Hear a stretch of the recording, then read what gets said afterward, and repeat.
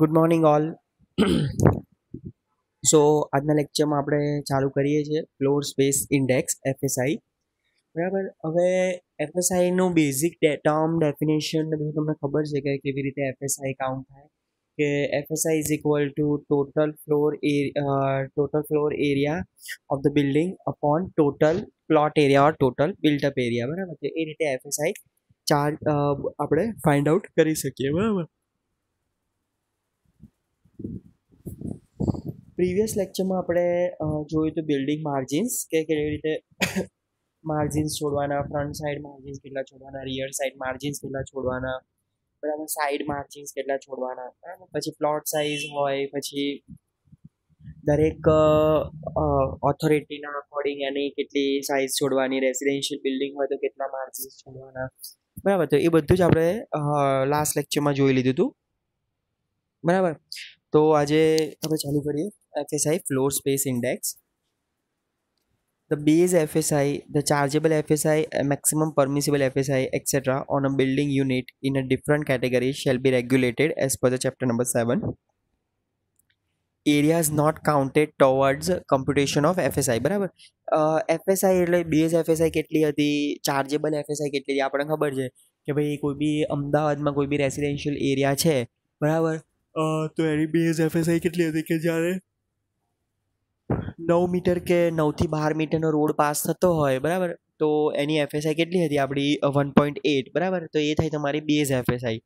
એના પછી તો ચાર્જેબલ એફએસઆઈ કેટલી હતી આપણી કે ભાઈ ચાર્જેબલ એફએસઆઈ જોઈતી હોય તો 0.9 સુધી તમને ચાર્જેબલ એફએસઆઈનો ઇન્ક્રીમેન્ટ મળી શકે. પણ એ કેવી રીતે કે 40% ઓફ જંત્રી રેટ કે પર્ટિક્યુલર એ એરિયાનો જંત્રી રેટ કેટલો છે એના અકોર્ડિંગ તમને ચાર્જેબલ એફએસઆઈ મળે. એટલે ટોટલ મેક્સિમમ એફએસઆઈ કેટલી થાય 1.8 પ્લસ 0.9 ઇઝ ઇક્વલ ટુ 2.7. એટલે કોઈ બી 9 મીટરનો રોડ હોય તમારા પ્લોટની આગળથી પાસ થતો હોય તો તમને મેક્સિમમ પરમિસિબલ એફએસઆઈ કેટલી મળે 2.7. બરાબર. તો એ બધું આપણે જોઈ લીધા છે.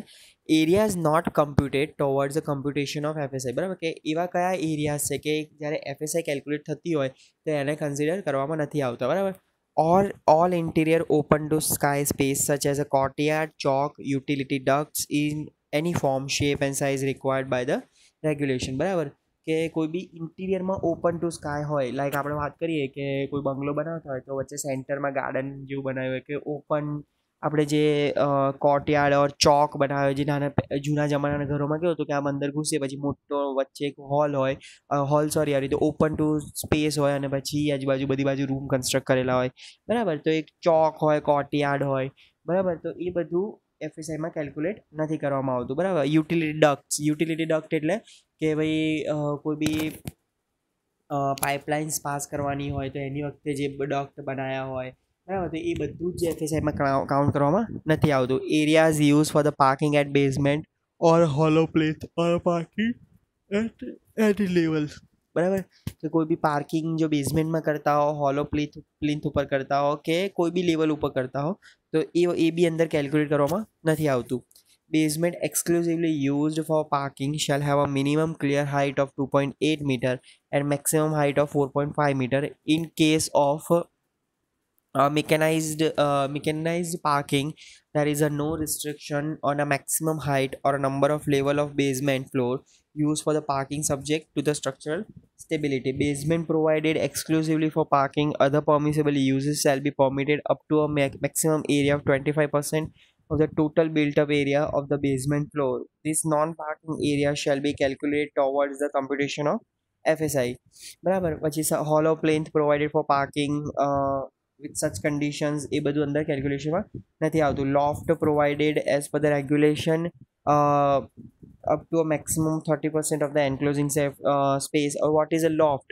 બરાબર. તો લોફ્ટ આપણે પાછળ જે ડેફિનેશન્સ આવશે આના પછીના ચેપ્ટર્સમાં તેમાં આખું બધી ડેફિનેશન્સમાં તમને સમજાવીશ કે what is a loft, what is a staircase. બરાબર. Staircase intermediate landing and stair cabin provided as per the regulation. બરાબર. કે લાઈક આ જે પોર્શન છે, બરાબર, તમે કોઈ બી જોઈ હશે તો સ્ટેર કેસમાં ટોટલ 3 વસ્તુ હોય કે અહીંયાથી તમે ચઢો, બરાબર, પછી અહીંયા લેન્ડિંગ હોય. લેન્ડિંગ શેની માટે કે ભાઈ કન્ટિન્યુઅસ તમારે સ્ટેર્સ ના આપવા હોય તો તમે આ રીતે અહીંયા વચ્ચે લેન્ડિંગ પ્રોવાઈડ કરી શકો. બરાબર. Staircase intermediate landing and stair cabin provided as per the regulation બરાબર. હવે એ તમને BCTમાં આવ્યું હશે તમારે બિલ્ડિંગ કન્સ્ટ્રક્શન એન્ડ ટેકનોલોજીમાં, બરાબર, કે વોટ ઇઝ અ સ્ટેરકેસના ડિફરન્ટ કમ્પોનન્ટ્સ, કે ભાઈ રાઇઝર કોને કહેવાય, થ્રેડ કોને કહેવાય, લેન્ડિંગ કોને કહેવાય, બરાબર. એ બધું જ તમારે BCTમાં આવ્યું હશે, એટલે હું એ તમને સમજાવતો નથી, તમે જોઈ લો એ ખાલી, બરાબર. તો જે સ્ટેરકેસ છે, ઇન્ટરમીડિયેટ લેન્ડિંગ અને સ્ટેર કેબિન જે તમે આપો છો, તો એ FSIના કેલ્ક્યુલેશનમાં નથી આવતું, કેલ્ક્યુલેટ કરવામાં નથી આવતું. Maximum landing with at floor level shall be 3 times the width of the stair, including additional space provided either side of the stair landing as a common areas. બરાબર, કે ભાઈ આ રીતની જે તમારી લેન્ડિંગ છે, અહીંથી તમે ચડો ને અહીંયા લેન્ડ થાવ છો, બરાબર, તો 3 ગણું તમારે સ્પેસ આપવાનું, બરાબર. એ આપણને ખબર જ છે કે કોઈ બી જે સ્ટેર્સ આપણે કોઈ બી રેસિડેન્શિયલ બિલ્ડિંગમાં આપણે જોઈ હશે, બરાબર, તો મેઇન જે ફ્લોર હશે, બરાબર, તો એ ઘણો મોટો હશે સ્ટેર કરતાં. કે કેમ એવું આપવામાં આવે કે જેથી કોઈ બી મટીરિયલ છે કે કોઈ બી ઇક્વિપમેન્ટ ઓર કોઈ બી ફર્નિચર્સની તમારે આવજા કરી દેવી હોય કે ટ્રાન્સફર મુવમેન્ટ કરાવવી હોય એક જગ્યાએથી બીજી જગ્યાએ, તો તમે ઇઝીલી ત્યાં મુવમેન્ટ કરાવી શકો, બરાબર. Lift well and lift cabin, stare cabin, lift landing or lift well and water tank including the walls provided as per the regulation with the following conditions, બરાબર. કે જો તમારે લિફ્ટની કેબિન હોય, બરાબર, તો એની આજુબાજુનું જે આ રીતે એરિયા તમે લીધે હોય, તો એ બધું જ FSIમાં કેલ્ક્યુલેટ કરવામાં નથી આવતું. The width of the lift landing shall be considered twice the width of the lift well, including walls, including additional spaces provided at either side of the landing, and the depth shall be of the twice the width of the lift well as illustrated across. Vehicular ramps and pedestrian ramps provided as per the regulation. Electric room, electric substation, બરાબર, open to sky space for use for the solar water heater, heating system, outdoor units for air conditioner and mechanical ventilation shall be exempt for the FSI, બરાબર. કે આ રીતે open two sky space હોય કે જે solar water heating માટે use થતી હોય, બરાબર, outdoor units for air conditioner or mechanical ventilation, તો એ બધું તમારે FSIમાં કાઉન્ટ નહીં કરવાનું. Any common amenities constructed allowable in the common plot having a built up area up to 50 square meter. Pergolas as defined in regulation. What is a pergolas, બરાબર.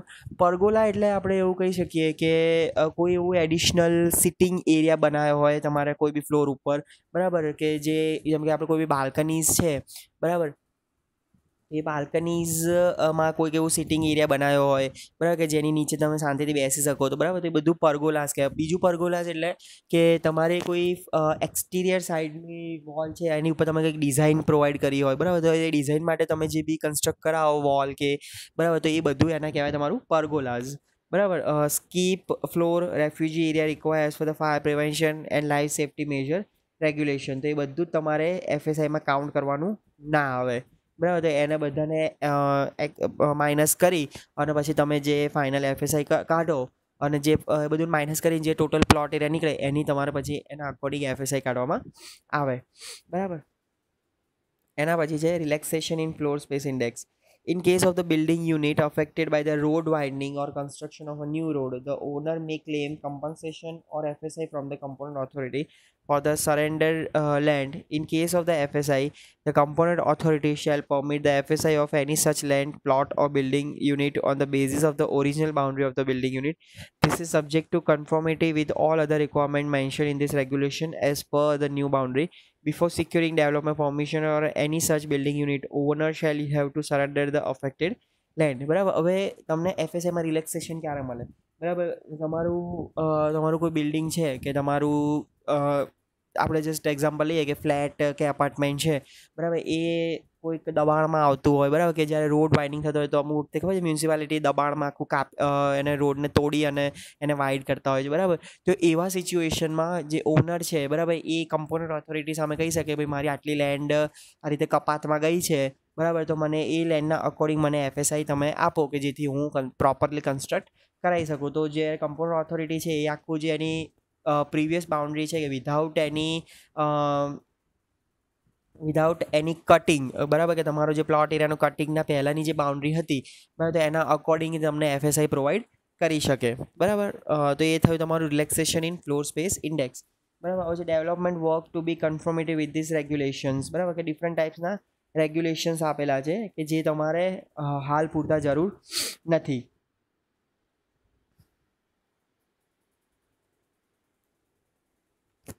આ બધી જે વસ્તુઓ છે એ તમારે એક્ઝામમાં પૂછાતી નથી. સો આ બધું તમારે એક્ઝામમાં નથી પૂછાતું, બરાબર. તો હવે આપણે એક ફટાફટ લાસ્ટ આનું જે જીડીસીઆર જે છે, બરાબર, એ એનો એક ડેફિનેશન્સના બધી જોઈ લઈએ કે ડિફરન્ટ ટાઈપની ડેફિનેશન કઈ કઈ હોય છે, બરાબર. In this regulation, unless the context otherwise required, the term and expression defined as follows shall have the meaning indicated against each of them. All mandatory general development control regulations requiring regarding the contents are not covered under this regulation for various purposes and categories of the building, including modification therein made from time to time shall be applicable mutants in the general development control regulation under this clause, બરાબર. તો different ટાઈપ્સની definitions આપણને આપેલી છે. First is act.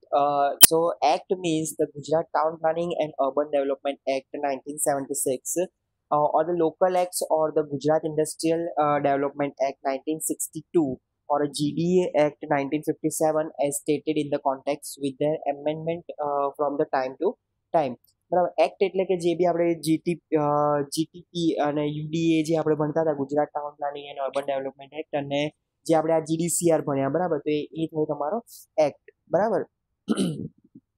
એના પછી છે amenities. Amenities mean road, streets, open spaces, parks, recreational grounds, playgrounds, gardens, water supply, electric supply, street lighting, drainage, sewerage, public works and other utilities, communication network services and the convenience. બરાબર. Amenities એટલે કે જે બી તમને facilities, જે public facilities કે જે government તમને પૂરી પાડે છે, બરાબર, તો એ થઈ તમારી એમ્યુનિટીઝ. તો એમાં કઈ કઈ આવે? Road network, street, open spaces, park, recreational grounds, playgrounds, garden, water supply, electric supply, street lighting, drainage, sewerage, public works and other utilities, બરાબર. તો એ થઈ તમારી amenities.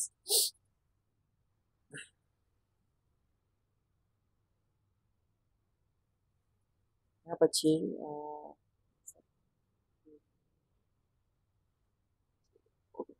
એના પછી છે building line. Building line means the control line up to which the plinth of a building adjoining an existing proposed or extended street may lawfully extend and includes the line prescribed, if any, in any TP scheme or development plan or any statutory plan time being in force. The building line may change from time to time as decided by the authority. બરાબર. હવે vote is a building line? બરાબર. Building line એટલે કે ભાઈ તમારે જે રોડની જે જગ્યાએથી રોડ પાસ થઈ રહ્યો છે, કે જે ડિરેક્શનમાં રોડ પાસ થઈ રહ્યો છે, તો તમારા જે પ્લોટ છે તો એની આગળ એક બિલ્ડિંગ લાઇન તમને પ્રોવાઈડ કરી હશે કે જે તમારે માર્જિન છોડી દેવાના, અને એ છોડ્યા પછી તમે જે બિલ્ડિંગનું તમે કન્સ્ટ્રક્શન કરાવી શકો. તો એ જે છે એને તમે કહેવાય બિલ્ડિંગ લાઇન, બરાબર. એના પછી છે built to line. means a line with which the exterior wall of a building in the development is required to coincide some percent of the roadside facade area of the ground or more floor in the building with more than one floor may extend to the roadside property line so that the building visually reinforces the building facade line of the street. બરાબર. Build to line એટલે તમને આ જે red line દેખાઈ રહી છે, બરાબર, કે એ પર્ટિક્યુલર એ લાઇન પછી તમે ગ્રાઉન્ડ ફ્લોર ઉપર બીજું કોઈ કન્સ્ટ્રક્શન ના કરી શકો. કોઈ ફસાડ ટાઈપનું જે રેન્ફોર્સમેન્ટ કન્સ્ટ્રક્શન છે એ તમે from the first or from the second floor તમે કન્સ્ટ્રક્ટ કરી શકો, પણ એ બી કેટલે સુધી કે તમારા રોડની બાઉન્ડ્રી ઉપર એ ટાઈપનું જે ફસાડ કન્સ્ટ્રક્શન છે એ ના આવવું જોઈએ, બરાબર. એના પછી છે building unit.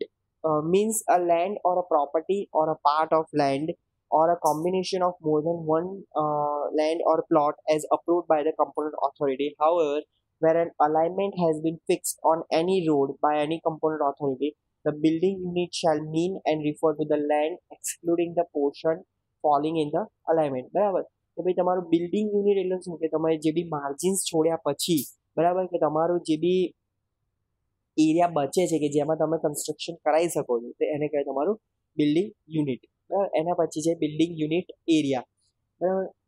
Building unit area એટલે કે પર્ટિક્યુલર તમારો જેમ કે કોઈ લેન્ડ એકબીજા સાથે કનેક્ટેડ છે અને ત્યાં તમારે વધારે કન્સ્ટ્રક્શન થઈ રહ્યું છે એની ક્લોઝ વિકિનિટીમાં, બરાબર. તો એ તમારું જે પર્ટિક્યુલર યુનિટ જે કન્સિડર કે તમે જે આઈડેન્ટિફાઈ કરો છો એને કહેવાય તમારું બિલ્ડિંગ યુનિટ એરિયા, બરાબર. એના પછી છે built up area. Built up area means the area covered by a building on all floors including the cantilever portion if any, including walls and columns, but except the area specifically excluded under this regulation. Built-up area એટલે કે ભાઈ તમારો જે બી આખો area cover થયેલો છે, બરાબર, કે જેની ઉપર તમે કન્સ્ટ્રક્ટ કરાવી શકો છો બિલ્ડિંગ, કે કન્સ્ટ્રક્ટ કરાવવાના છો, બરાબર. કોઈ બી તમારું વોલ છે કે કેન્ટિલીવર પ્રોજેક્શન્સ છે, તો એને કહેવાય તમારું બિલ્ટઅપ એરિયા. એના પછી છે unit built-up area. The area covered by unit or within a building, including the cantilever portion, if any, but except the area specifically excluded under this comprehensive GDCR. બરાબર, કે તમારે જે કેન્ટિલીવર પ્રોજેક્શન છે એ include કર્યા પછી અમુક એવી common amenities છે, લિફ્ટ છે, સ્ટેરકેસ છે, બરાબર. તો એને જ્યારે તમે રિમૂવ કરો છો અને એને બાદ કરીને તમે જે ફાઇનલ લાવો છો તો એને કહેવાય તમારો યુનિટ બિલ્ટઅપ એરિયા. એના પછી છે carpet area. means the net usable floor area of an apartment excluding the area covered by the external wall. બરાબર, કે તમારો જે અંદરનો બિલ્ડિંગની અંદરનો જે એરિયા છે કે તમારી જે એક્સટર્નલ વોલને તમે માઇનસ કરી અને પછી તમે જે આખો એરિયા ફાઇન્ડ આઉટ કરો છો તેને કહેવાય તમારો કાર્પેટ એરિયા.